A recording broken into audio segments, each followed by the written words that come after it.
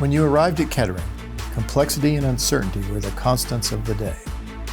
But through each course and every co-op, you pursued your goals, persevered with integrity and drive, and succeeded at some of the most rigorous programs of study in the country. Your time here was more than study. It was preparation, and you gained more than knowledge. You built the architecture of your future. And now, class of 2025, you're not just graduating, you're launching into industries that demand your ideas and problem-solving skills, into communities that need your leadership, and into a world ready for your impact. You've proven that strength isn't loud, it's steady.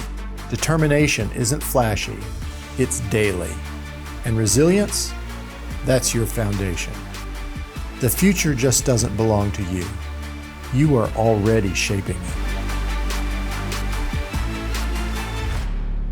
Congratulations, class of 2025, and Godspeed.